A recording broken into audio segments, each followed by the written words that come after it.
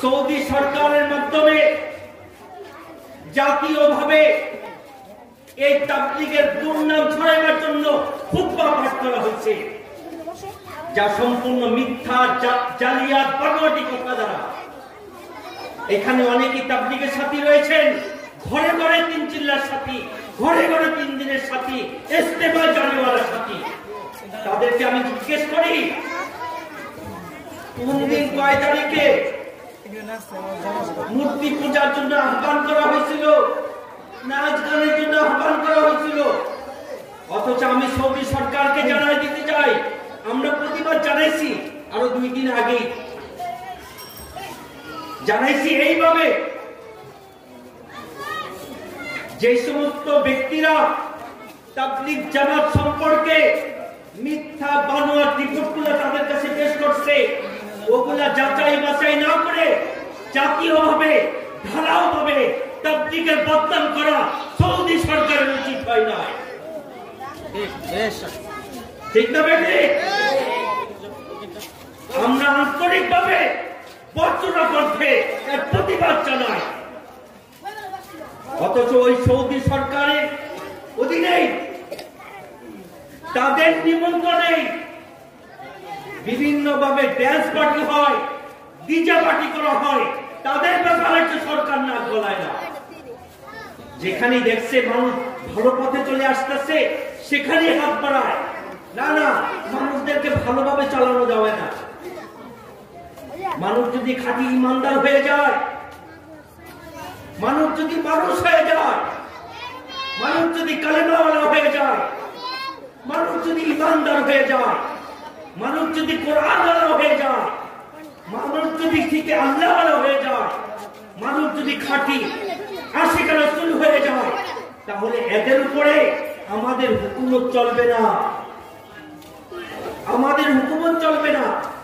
অতএব ভালো কাজের দিকে আহ্বানকারী যতগুলো দল আছে, এদের যদি বদনাম করে করে আম সাধারণ জনগণকে দূরে রাখা যায়, তাহলে তাদের উপরে আমাদের হুকুমত চলতে পারে। এটাই হলো ইহুদি নাসারাদের চাল। মুহতারাম, আমি যেমনি ভাবে প্রতিবাদ জানাচ্ছি, এই সমস্ত কথাগুলোকে নিয়ে যারা তাবলীগ বিরোধী রয়েছে, বেদাতি গ্রুপ রয়েছে, আহলে হাদিস গ্রুপ রয়েছে, যারা তাবলীগের কাজকে সহ্য করতে পারে না, তাবলীগের কোন সাথীকে দেখলে শরীরে অ্যালার্জি হয়, আমার কাছে ওই সমস্ত ব্যক্তিদের অ্যালার্জির ওষুধ রয়েছে, মলম, নারায়ণগঞ্জের কোম্পানি, লাগাই দিলে সব জায়গা।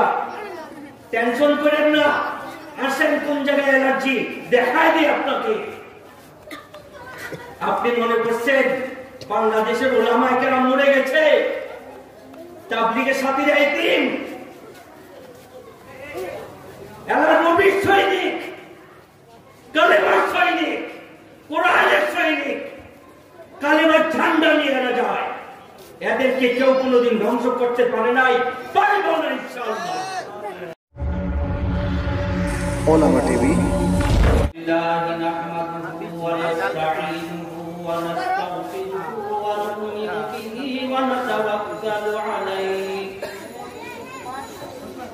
ونشهد أن لا إله إلا الله وحده لا شريك له ونشهد أن سيدنا وسندنا وحبيبنا ومولانا محمد صلى الله تعالى عليه وعلى آله وأصحابه وبارك وسلم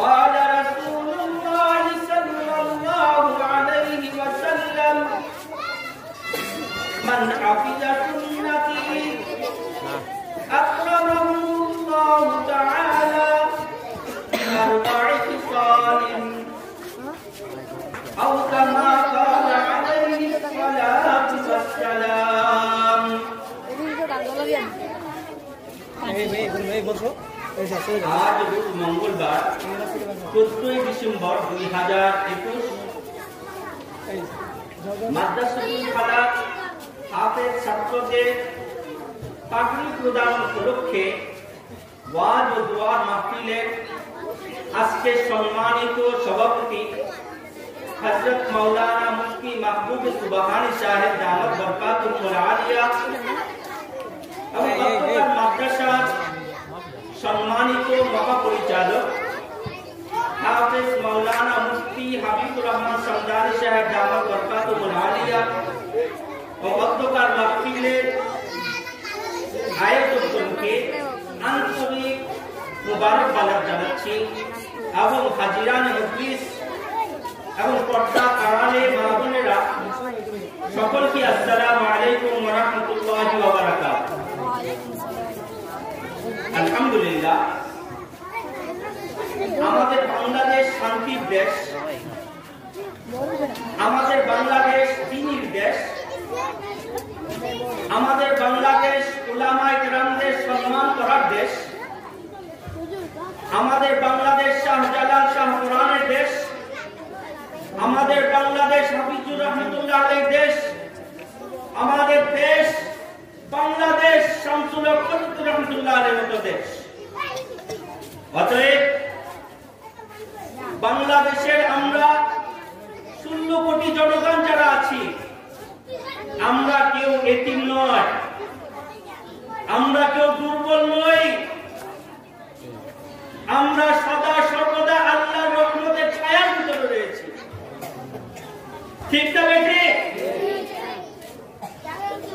অতএব আজকের এই মাহফিল থেকে আমি এই ঘোষণা দিতে চাই, যে সমস্ত বিধর্মী রাষ্ট্রগুলো আমাদেরকে এতিম ভাবে, আমরা দুর্বল নই, তাদেরকে জানাই দিতে চাই আমাদের সবচেয়ে বড় অভিভাবক আমাদের আল্লাহ।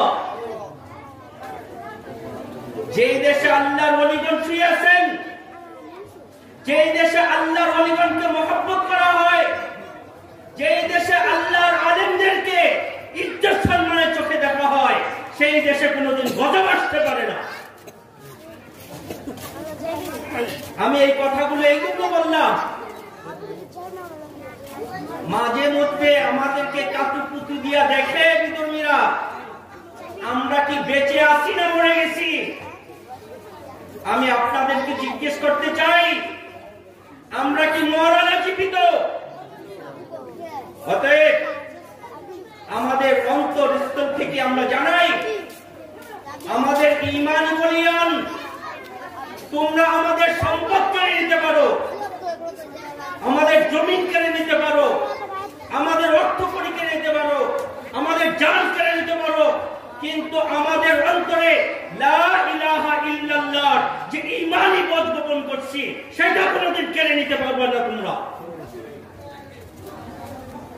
আমরা সেই ঈমানি বোধ গোপন করার যে কালিমাটি রয়েছে, সকলেই পাঠ করি, লা ইলাহা ইল্লাল্লাহ, লা ইলাহা ইল্লাল্লাহ, লা ইলাহা ইল্লাল্লাহ, লা ইলাহা ইল্লাল্লাহ মুহাম্মাদুর রাসূলুল্লাহ।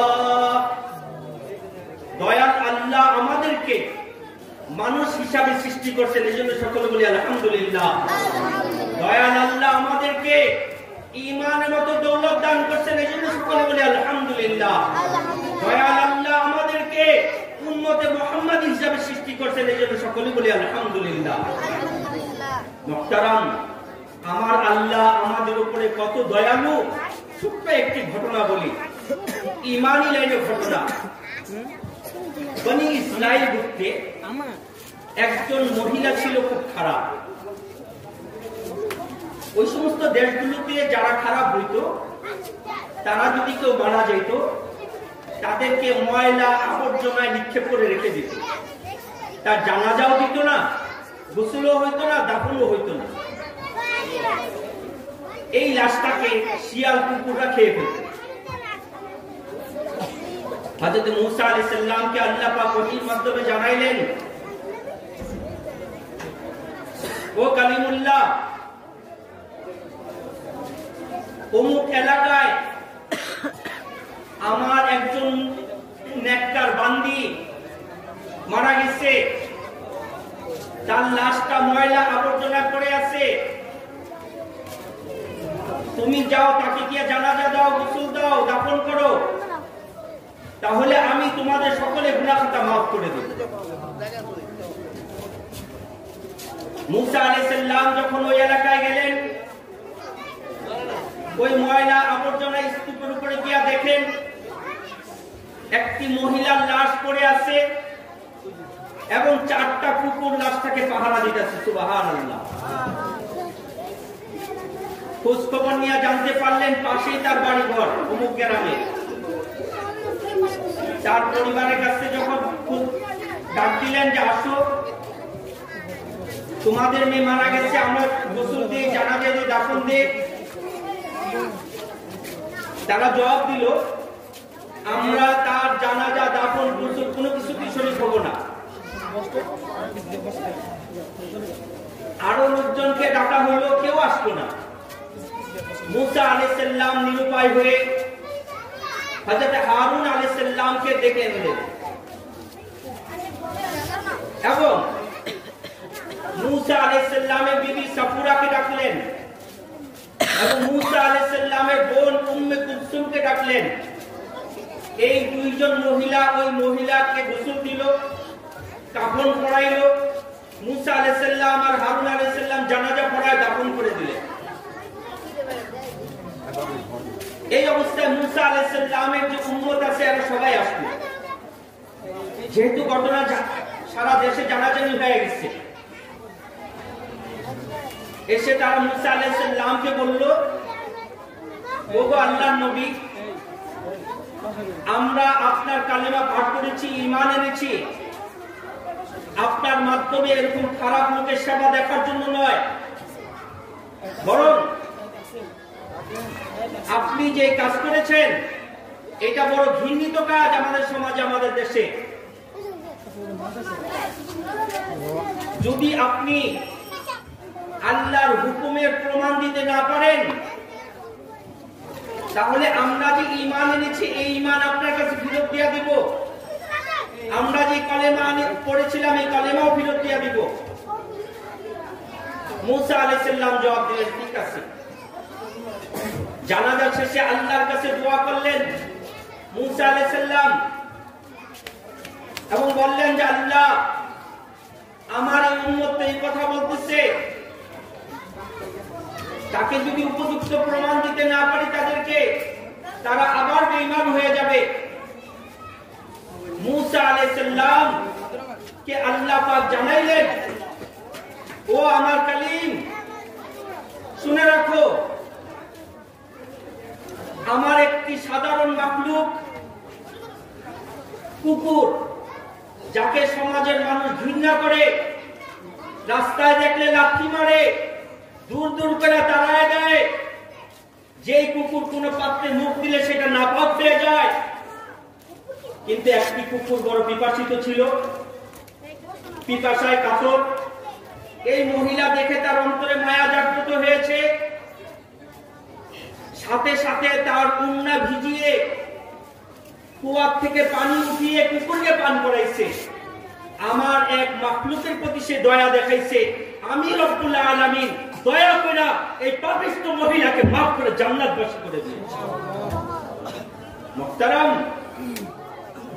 এই ঘটনা বলার উদ্দেশ্য হলো এই, সমাজে হাজারো মানুষকে দেখি অন্যায় করতে, কিন্তু আমরা ঘৃণায় তার কাছে যাই না। আমরা ঘৃণা করি আর নিজেকে নিজে মনে করি যে ওই ব্যক্তির থেকে আমি বেশি ভালো। নিজেকে অহংকারী ভাবি যে আমার থেকে ভালো আর কেউ নাই। আমি ডাইনে তাকাই আর বামে তাকাই, পিছনে তাকাই আর উপরে তাকাই, সদা সর্বদা দিলের মধ্যে এই খেয়াল আসে আমি সর্বোত্তম। যেই ব্যক্তির অন্তরে এই ধারণা পয়দা হবে, আজকে একটি কথা শুনে রাখবেন, সমাজের ভিতরে সবচেয়ে বেশি ঘৃণিত ব্যক্তি সে, এবং সে আল্লাহ রাসূলের নজরও ঘৃণিত, আল্লাহর নজরও সে ঘৃণিত। অতএব আমাদের অন্তরে যদি কারো প্রতি এরকম বদ ধারণা থেকে থাকে, খারাপ ধারণা এসে থাকে, আমি সাথে সাথে তওবা করব আর আল্লাহর কাছে ওই ব্যক্তির জন্য দোয়া করব। মানুষকে কিভাবে পবিত্র জানতে হয়, হযরত ঈসা আলাইহিস সালামের একটি ঘটনা বলি। হযরত ঈসা আলাইহিস সালাম একজন আল্লাহর নবী, মরিয়ম আলাইহিস সালামের ছেলে, যাকে আল্লাহ পাক কুদরতিভাবে পিতা ছাড়া জন্ম দিয়েছেন, যাকে আল্লাহ পাক কুদরতিভাবে শিশুকালে জবানকে খুলে দিয়েছেন, যার জিহ্বার ভিতরে বিসমিল্লাহির রহমানির রহিম লেখা ছিল। আল্লাহ পাক ঈসা আলাইহিস সালামের উপরে ইনজিল কিতাবকে অবতীর্ণ করেছেন। এত বড় জলিলে কদর একজন নবী, উনি দেখতেছেন এক ব্যক্তি চুরি করতেছে, সাথে সাথে ওই ব্যক্তিকে পাকড়াও করলেন। তুমি চুরি করতেছো? বলেন না। হযরত ঈসা আলাইহিস সালাম বললেন, আমার চোখ মিথ্যা হইতে পারে, কিন্তু একজন মুমিন ব্যক্তি কখনো মিথ্যা বলতে পারে না। একজন মানুষের দোষকে ঢেকে রাখার জন্য ঈসা আলাইহিস সালাম নিজের চোখকেও মিথ্যা বলেছেন, কিন্তু একজন মুমিন ব্যক্তির জবানকে সত্য করে প্রমাণ করে দেখিয়েছেন। আজ আমরা সাধারণত কারো ব্যক্তি, কোনো ব্যক্তির যদি কোনো কথাবার্তা শুনি, সাথে সাথে মন্তব্য করে বসি, আরে এটা তো বদমাইশ, অমুকে তো এরকম ভাবে কাজ করছে। আপনি জানেন না, বুঝুন, তার ব্যাপারে আপনি কি জানেন? আমরা জানি। এই জন্য মুহতারাম, মানুষের প্রতি যখন খারাপ ধারণা পয়দা হবে, আমি সাথে সাথে আস্তাগফিরুল্লাহ পাঠ করে তার জন্য দোয়া করতে থাকি। তাহলে আল্লাহ পাক আমাকেও ওই সমস্ত ভালো লোকদের ভিতরে শামিল করে নেবেন যারা দুনিয়াতে ভালো ভালো নেক কাজ করে গেছেন। সকলেই রাজি আছেন ইনশাআল্লাহ? মুহতারাম, আমরা সারা বাংলাদেশে, সারা দেশ জুড়ে, শহরে বন্দরে, গ্রামে গঞ্জে হাজারো ওয়াজ মাহফিল শুনে থাকি, কিন্তু আমরা কিন্তু আমল করি না। আমরা কিন্তু আমল করি না। ওয়াজ শুনতে ভালো লাগে, বসে থাকলে ভালো লাগে, হাজার হাজার মানুষের সাথে মোলাকাত হয়, আরো জিনিসপত্র দেখা যায়, বিভিন্ন ধরনের রঙের রঙের পোশাক পরে হুজুররা আসে, আর এই মাহফিলের মধ্যে সাহায্য হয়, লাইট থাকে, লাইটিং থাকে, হই হুল্লোড় করলাম, জিহা করলাম, বাড়িতে চলে গেলাম। এই ওয়াজ মাহফিল শোনার কোনো ফায়দা নেই। আমি যখন যে কাজটি করব এবং শুনবো, সাথে সাথে যদি আমি নিয়ত করে নিই, আল্লাহ পাক আমল করার সমতুল্য সব দান করবেন। আমল করার সমতুল্য সব দান করে দেবেন। আমি ছোট একটি আয়াত পড়েছিলাম, ওই আয়াতের ব্যাখ্যাটি আমি পরে করব। তার আগে যে কালেমা আমরা পাঠ করেছি, লা ইলাহা ইল্লাল্লাহ মুহাম্মাদুর রাসূলুল্লাহ, এটা এত বড় দামি কালেমা, আল্লাহ পাক মানুষের জিন্দেগীর সকল গুনাহ মাফ করে দেন। এবং কালেমার শেষের অংশ দিয়ে আছে মুহাম্মাদুর রাসূলুল্লাহ, ইনি আমাদের জন্য কত বড় দয়ালু, কত বড় বেশি মায়া করতেন আমাদেরকে। আমি শুধু একটি ঘটনা বলি। হযরত মা ফাতেমা রাদিয়াল্লাহু তাআলা আনহা ঘরে সবাইকে নিয়ে রোজা রাখছেন। আলী রাদিয়াল্লাহু তাআলা রোজা, হাসান রোজা, হুসাইন রাদিয়াল্লাহু তাআলা রোজা, মা ফাতেমা রোজা। ওই দিন ঘরে অতিরিক্ত বেশি খাবার নেই, অল্প কিছু আটা আছে।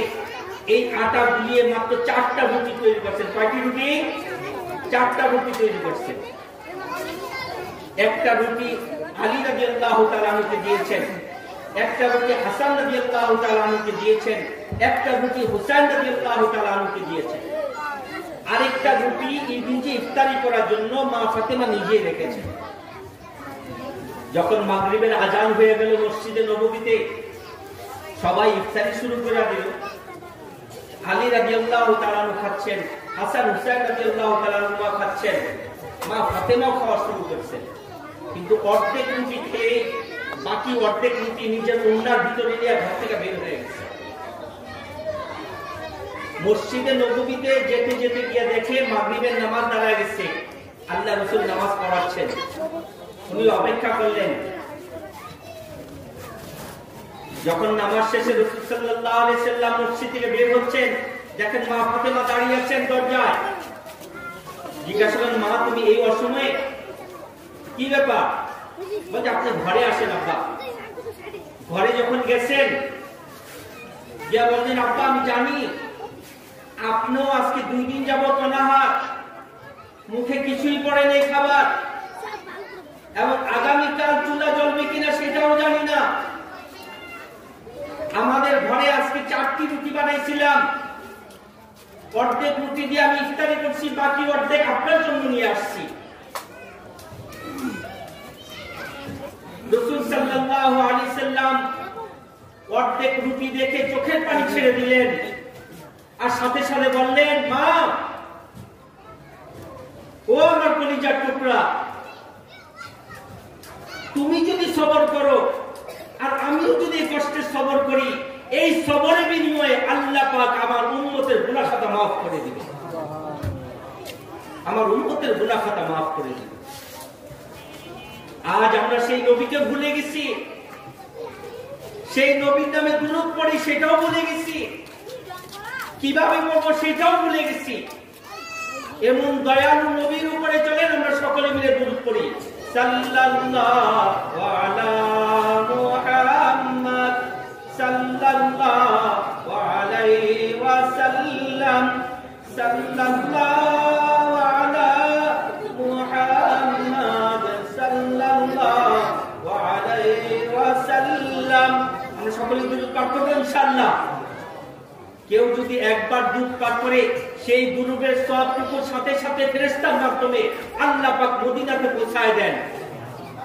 রাসূল পাক সাল্লাল্লাহু আলাইহি সাল্লাম ওই ব্যক্তির নাম নিয়ে, পিতামাতার নাম নিয়ে, বাড়ি কোথায়, ঠিকানা কোথায়, কি কাজ করে, এই সব কিছু হিস্টরি দেখায় দেওয়া হয়। আল্লাহ রাসূল তার জন্য দোয়া করতে থাকেন। এজন্য আমরা যখনই দুরূদ পাঠ করব বুঝতে হবে এটা আমাদের দিল পর্যন্ত থাকে না, আমার এই জবান পর্যন্ত থাকে না, সরাসরি মদিনায় পৌঁছে যায়। এজন্য আমরা প্রতিদিন উঠতে বসতে চলতে ফিরতে দুরূদ বেশি করে পাঠ করব, তাহলে আল্লাহ পাক আমার উপরে বেশি বেশি রহমত নাযিল করবেন, বেশি বেশি রহমত নাযিল করবেন।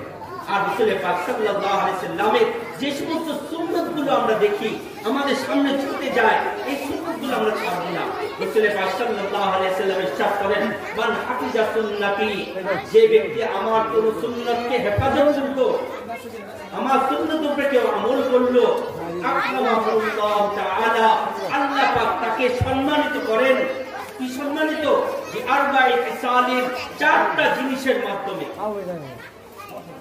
4টা জিনিসের মাধ্যমে ওই ব্যক্তিকে আল্লাহ পাক সম্মান বানিয়ে দেন।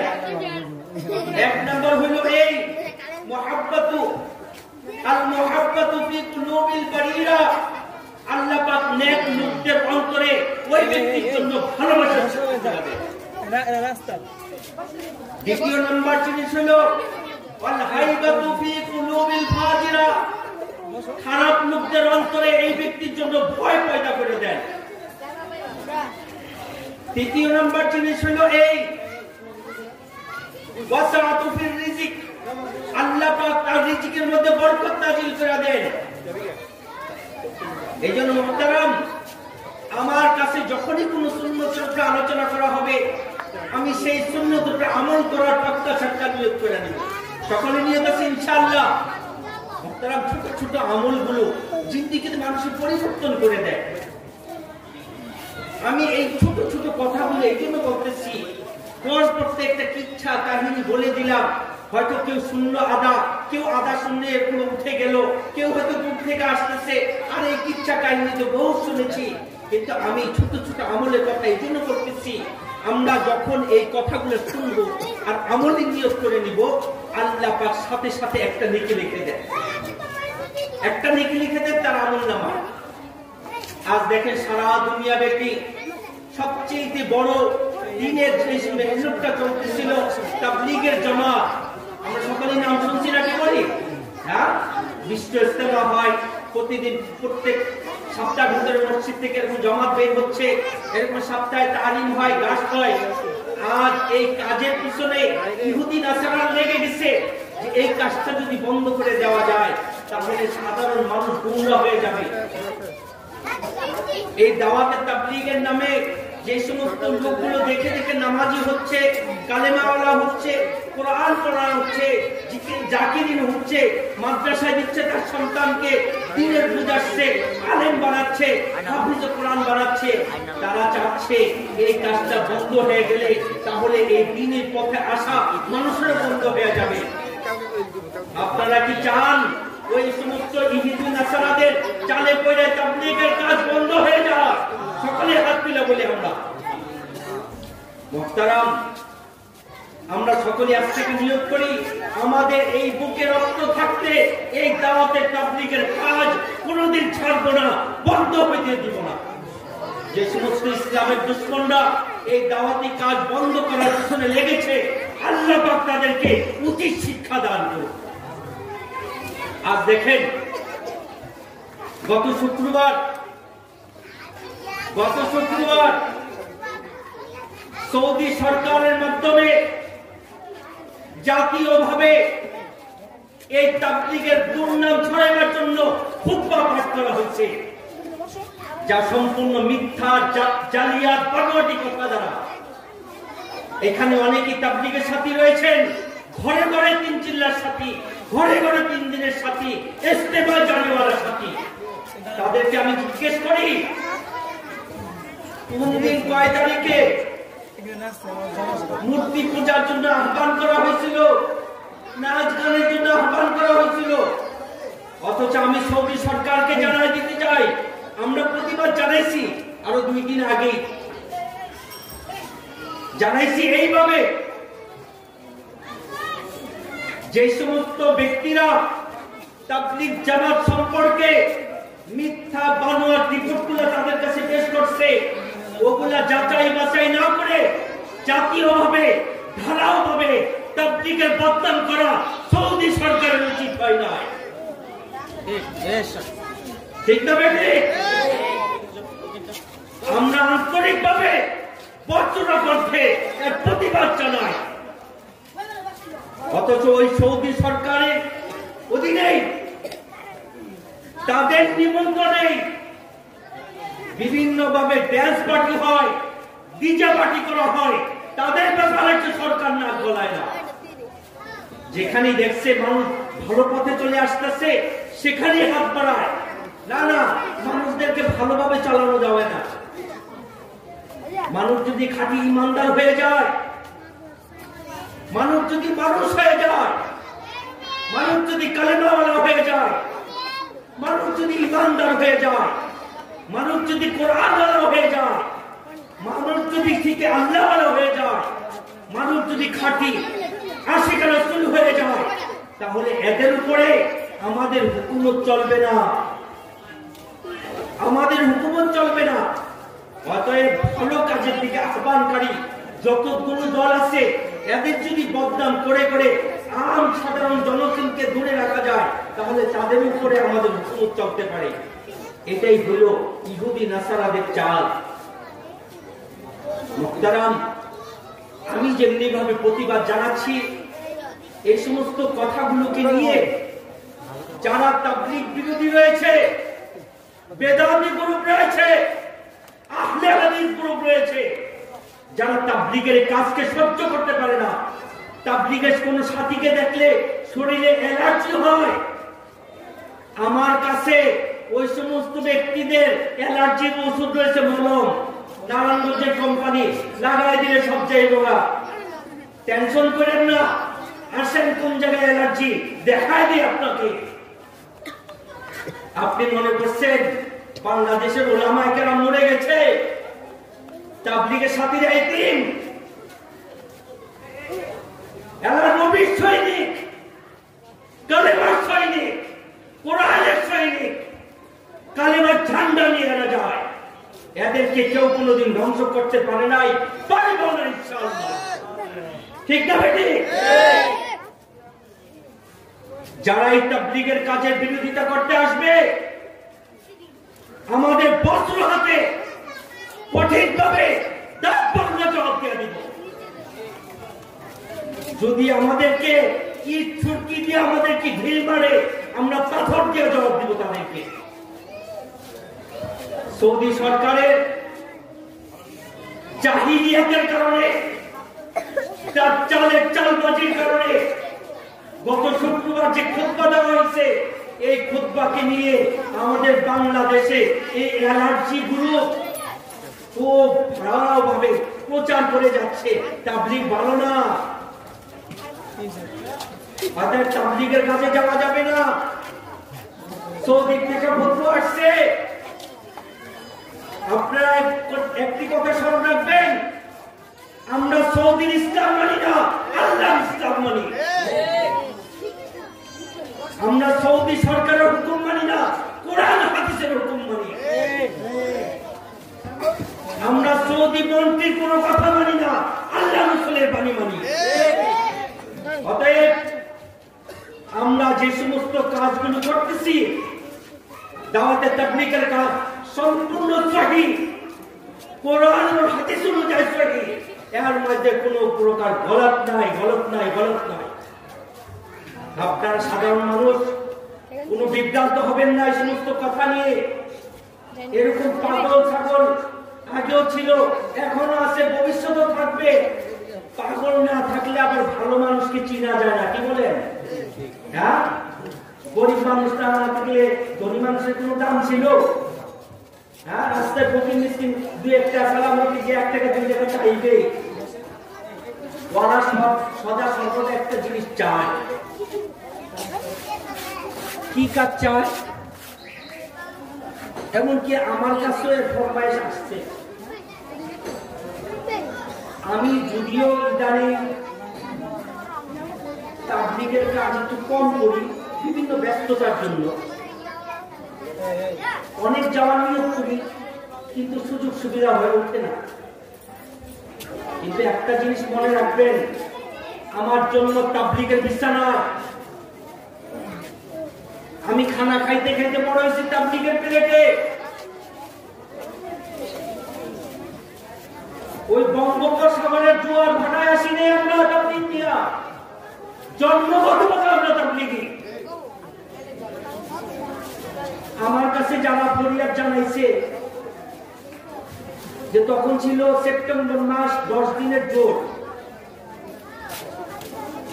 আমি একটু রাস্তায় বের হয়েছিলাম, আমাকে জানায় মুফতি সাহেব, আপনারা টঙ্গীর ময়দানে কত লক্ষ লক্ষ মানুষ জড়ো হন। আমরা অবশ্যই আমরা জড়ো হই, তো তোমরা এক কাজ করো, আমাদের জন্য কিছু খানা পিনা রান্না করে পাঠায় দাও। কেন শেখার জন্য না, এত টেনশন কিসে? টেনশন হলো এই, আমাদের কোন সমাবেশে এরকম লক্ষ লক্ষ লোক যদি জমা হইত,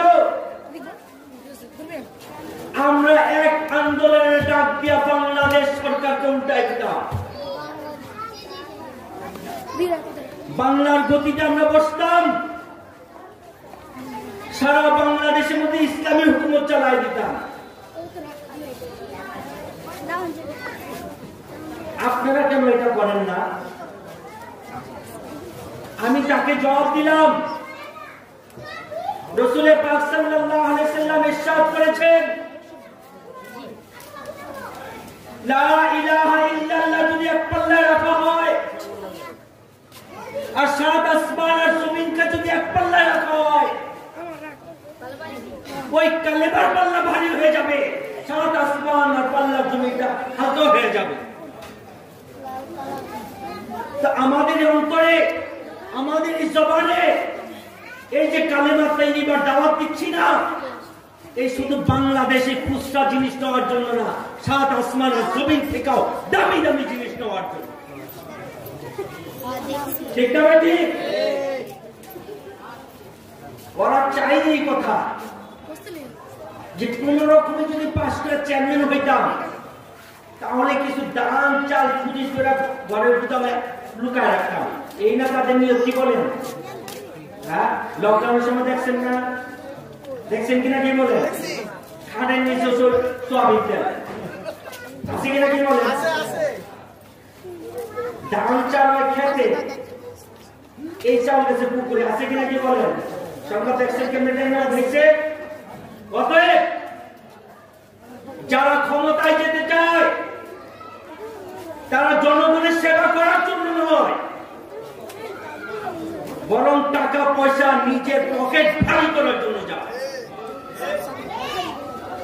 তাবলীগওয়ালারা লোক জড়ো করে টাকা পয়সা নেওয়ার জন্য নয়, মানুষকে মানুষ হিসেবে বানাইবার জন্য, কালেমাওয়ালা বানাইবার জন্য, কোরআনওয়ালা বানাইবার জন্য, হাফেজ আলেম বানাইবার জন্য, আল্লাহওয়ালা বানাইবার জন্য, সকলের আছে সেই মেহনত করার জন্য।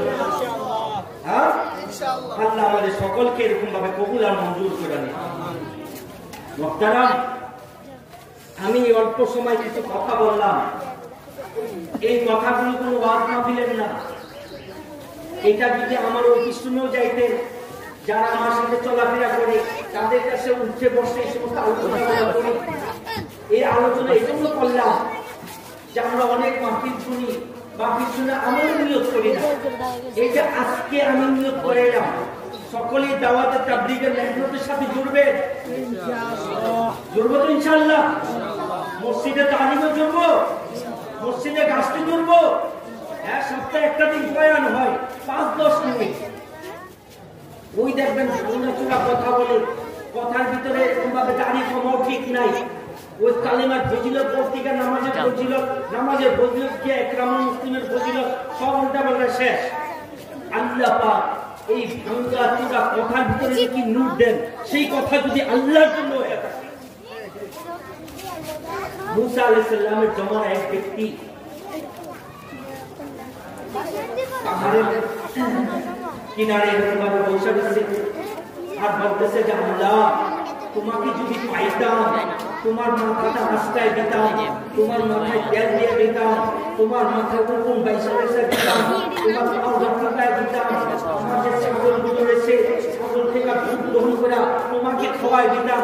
আল্লাহ তুমি ওই মুসা আলাইহিস সালামের কথা শুনে সাথে সাথে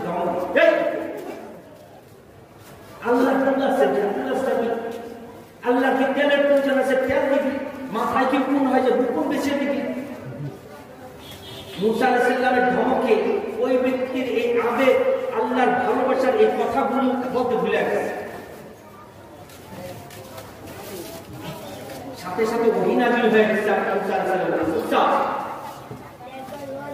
আমার এই পাগল বান্দার জবান দিয়া অন্তর থেকে ভালোবাসা আমাকে তো ডাকতেছিল, তুমি কেন তার ডাক বন্ধ করে দিলে? আমি যে রব্বুল আলামিন, তার এই কথাটা আমার কাছে অনেক ভালো লাগতেছিল।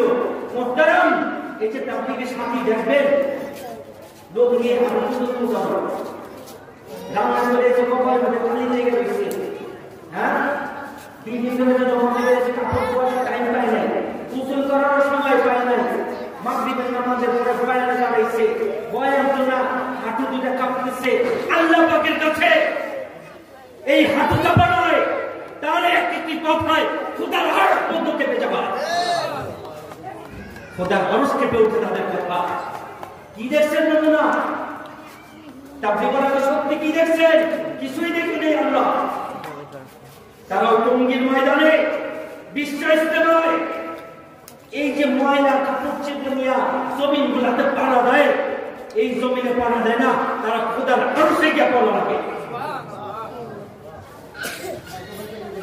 দেখবেন লাকড়ি চুলা ধোয়াইতেছে, ধোঁয়ায় চোখ বন্ধ হয়ে যাচ্ছে, ঠিক মতো লাকড়িও জ্বলে না, ভিজা ভিজা লাকড়ি।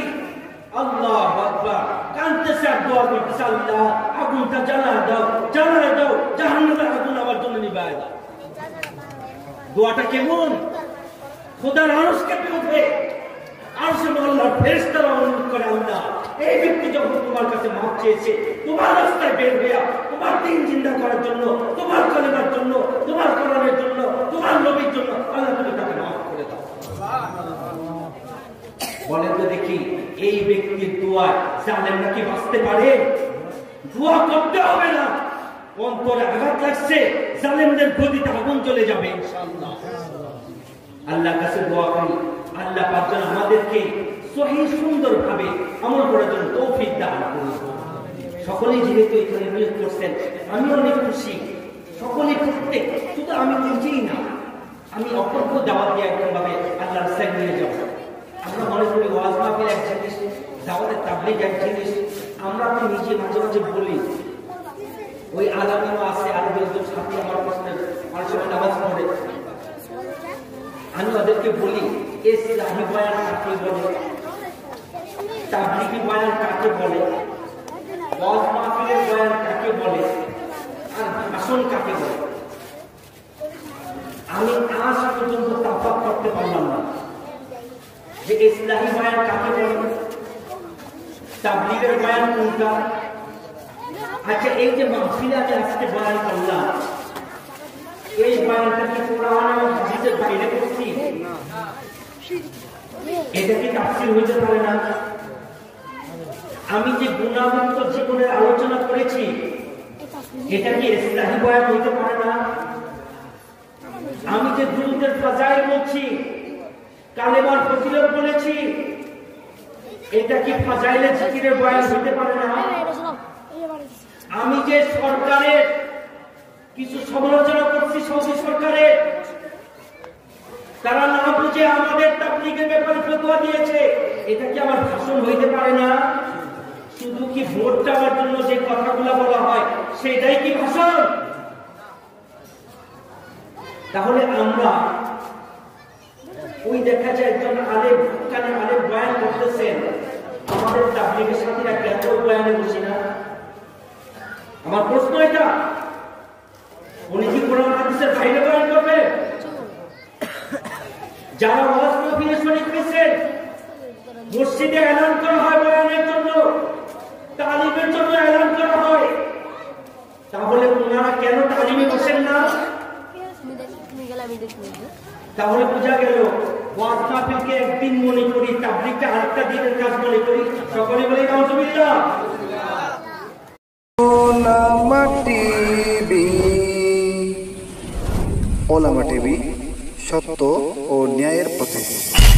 আপনি যদি এরকম ভিডিও আরো পেতে চান, তাহলে এই চ্যানেলটি সাবস্ক্রাইব করে পাশে রাখা বেল আইকনটি অন করে দিন। আপনার প্রতি শুভকামনা রেখে আজকের মতো বিদায় নিচ্ছি। আসসালামু আলাইকুম ওয়া রাহমাতুল্লাহি ওয়া বারাকাতুহু।